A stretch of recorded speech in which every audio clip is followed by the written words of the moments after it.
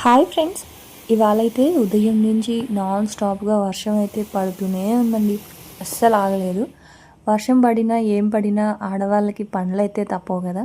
ఇంకా ఉదయాన్నే ఇవాళ అయితే నేను ఇడ్లీ పెట్టేశాను. పిల్లలకి మా వారికి లంచ్ బాక్స్లో అయితే ప్రిపేర్ చేయాలి.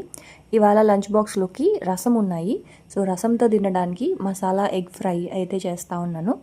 ఏం లేదు, ఉప్పు కారము, కొంచెం అల్లం వెల్లుల్లి పేస్ట్, గరం మసాలా, ధనియాల పొడి అవన్నీ కొంచెం మంచిగా కలిపేసుకొని ఎగ్కి ఇలా పట్టించేసి ఇలా తవా మీద ఫ్రై చేసుకుంటే ఎగ్ తవా ఫ్రై రెడీ అయిపోద్ది. ఇది పప్పుచారు రసంతో తినడానికి చాలా బాగుంటుంది.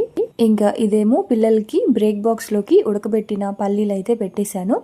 పల్లీలని నైటే కనుక నానబెట్టేస్తే మంచిగా నానిపోతాయి. అవి ఉదయాన్నే కుక్కర్లో ఒక 2 విజిల్స్ పెట్టేస్తే బాగా ఉడికిపోతాయి. అందులో కాస్త సాల్ట్ వేసేసి వాటర్ అంతా వంపేసి కనుక పెట్టేస్తే చాలా బాగుంటాయి. ఇంకా మీకు టైం ఉంటే అందులో ఆనియన్స్, టమాటో ఇలాంటివి కూడా వేసుకోవచ్చు. ఈవినింగ్ టైం తినడానికి మంచి స్నాక్ అని చెప్పొచ్చు. ఆ తర్వాత పిల్లలకైతే టిఫిన్ పెట్టేశాను.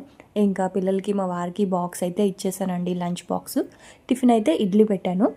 ఆ తర్వాత ఇంకా వాళ్ళు వెళ్ళిన తర్వాత ఇంట్లో పనులన్నీ చేసేసుకొని ఇంకా పాలైతే వచ్చాయి. పాలు కూడా స్టవ్ మీద పెట్టేశాను. అవి మరిగిన తర్వాత ఫ్రిడ్జ్లో పెట్టేసి మీగడ వచ్చిన తర్వాత మీగడని అయితే తీసి స్టోర్ చేసుకుంటా ఉన్నాను. ఇంకా నాకైతే ఇడ్లీ తినడం అంటే మహా బోర్ అండి. అందుకని చెప్పి కారం దోశ అయితే వేసుకుంటా ఉన్నాను. నెయ్యితోటి కారం దోశ అనమాట. ఒక్క దోశ తిన్నా మంచిగా నెయ్యి, కారం అవన్నీ ఎక్కువ వేసుకొని తింటే దోశ చాలా బాగుంటుంది. ఇది రాగి పిండి దోశ అనమాట. నార్మల్ దోశనే, కాకపోతే అందులో నేను బియ్యం క్వాంటిటీ తగ్గించి రాగి పిండి కలిపి ఇలా దోశలాగా వేసుకున్నాను. సో ఆ తర్వాత ఇంకా నేనైతే కూర్చొని హ్యాపీగా పల్లి చట్నీతోటి టిఫిన్ అయితే తినేసాను. ఇంకా టిఫిన్ తినేసిన తర్వాత ఇవాళ సాంబార్ పొడి, రసం పొడి, అలాగే అంటే మంత్లీ ప్రిపరేషన్స్, మీల్ ప్రిపరేషన్స్ అంటాం కదా, సో అదనమాట.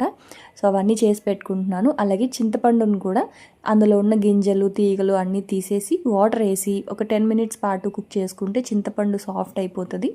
వంటల్లో ఉపయోగించుకోవడానికి చాలా ఈజీగా ఉంటుందన్నమాట చింతపండు పేస్ట్ కనుక ఉంటే. సో ఆ తర్వాత సాంబార్ పొడి, రసం పొడి, ఇది వచ్చేసి కరివేపాకు, మిరియాల పొడి అనమాట. సో కరివేపాకుని మంచిగా డ్రై రోస్ట్ చేసేసి మిరియాలు కూడా వేసి నేను పొడి చేసి పెట్టుకున్నాను. ఆ తర్వాత నిమ్మకాయలు ఎక్కువగా ఉన్నాయి. నిమ్మరసాన్ని ఫ్రిడ్జ్లో స్టోర్ చేసుకున్నాను, డీప్ ఫ్రిడ్జ్లో. ఆ తర్వాత నిమ్మ తొక్కలతోటి ఇక్కడ నేను ఫ్లోర్ క్లీనర్ అయితే చేసుకుంటాను.